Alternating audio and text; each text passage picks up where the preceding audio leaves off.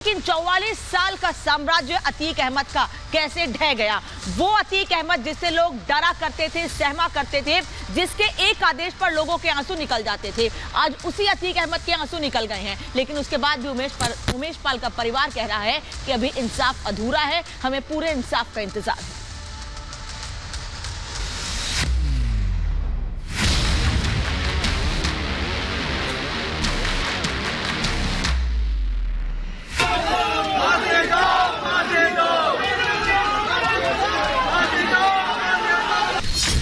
Don के 101 पाप, सजा की शुरुआत। 44 साल से अपराध, अब होगा हिसाब। उमेश का परिवार मांगे पूरा इंसाफ। माफिया डॉन अतीक अहमद की क्राइम कुंडली 44 साल पुरानी है। साल 1979 में अतीक ने अपराध की अंधी गली में पांव रखा तो फिर गुनाह के काले चिट्ठे भरता चला गया। एक के बाद एक, साल दर साल अपने आपराधिक रिकॉर्ड तोड़ता चला गया और अतीक के 44 साल का आपराधिक बही खाता अभी 101 संगीन अपराध पर आकर थमा है। लेकिन पिछले 44 साल से खोखार डॉन अतीक पर उंगली रखने की किसी ने ना तो जुर्रत की और ना ही कोई कोशिश हुई थी। लेकिन जब यूपी का निजाम बदला, योगी आदित्यनाथ ने सत्ता संभाली, तो सूबे की सियासी हवा भी बदली। माफिया के बुरे दिन शुरू हुए, जिनमें डॉन अतीक अहमद का नंबर भी आ गया।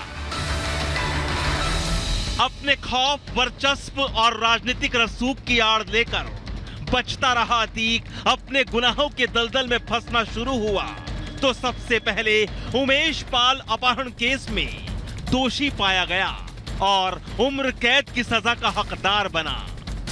न्यायालय और जो भी निर्णय आगे देगा तो ये शुरुआत हुई है और लोगों का मैं देख रहा हूं कि उसकी प्रतिक्रिया लोगों की जो उस तरह से आई है, लोगों में एक हिम्मत बढ़ी है और योगी जी पर भरोसा लोगों को है और उन्होंने हिम्मत दिखाई है कुछ कहने की और सुनने की। दोषी करार दिए गए तो ये कोई नई बात नहीं है, तो ये तो अदालत का अपना काम है, उसमें कर रही है और अब शुरुआत हो रही है। अभी तो ये शुरुआत है, अभी तो देखिए, अभी तो इनके लिए तो सजाएं कम पड़ जाएंगी, तो फांसी की सजा भी कम होगी। उमेश पाल अपहरण केस में प्रयागराज के एमपी एमएलए कोर्ट के फैसले से उनके परिवार ने अदालत पर पूर्ण विश्वास जताया है। उमेश पाल का परिवार अतीक के लिए फांसी की मांग कर रहा है। वो पुराना खुखार बदमाश है, पूरा आधा डकैत है, वो नोट के बल पे आगे कुछ भी कर सकता है। इसलिए मेरा मुख्यमंत्री से यही एक निवेदन है कि मेरे बेटे जैसे हत्या उसने कराई है, कि इसको फांसी की सजा सुनाई जाए। माननीय मुख्यमंत्री जी से निवेदन करूंगी, उस आदमी को, उसके पूरे परिवार को, चाहे अतीक हो, चाहे अशरफ हो, चाहे उसका लड़का हो, चाहे कोई भी हो, जब तक उनको खत्म नहीं किया जाएगा तब तक ये आतंक चलता रहेगा। जहां एक तरफ योगी सरकार माफिया पर सख्त प्रहार कर रही है तो दूसरी तरफ समाजवादी पार्टी उस पर सियासी दांव चल रही है। पिछली सरकारों ने ठीक से पैरवी नहीं की, हमने ठीक से कोर्ट के समक्ष पैरवी की, आज उन्हें उम्र कैद हुई है। सभी माफियाओं में आज खौफ है। हमारी सरकार प्रतिबद्ध है कानून का राज स्थापित करने के लिए, हर स्थिति में हम इसको मेंटेन करेंगे। बीजेपी में कितने बड़े बड़े अपराधी हैं, सरकार की सुरक्षा लेकर के घूम रहे हैं और यही अपराधी जिसको सजा दिलाने की बात भारतीय जनता पार्टी कर रही है। आखिर बीजेपी का कौन नेता था जो फेस टाइम पर बात कर रहा था? कौन मंत्री था जो इन्हीं अपराधियों को बचा रहा था? भारतीय जनता पार्टी दोहरी बात करती है। 10 में से 3 आरोपी अतीक, दिनेश और सौलत को उम्र कैद की सजा मिली है।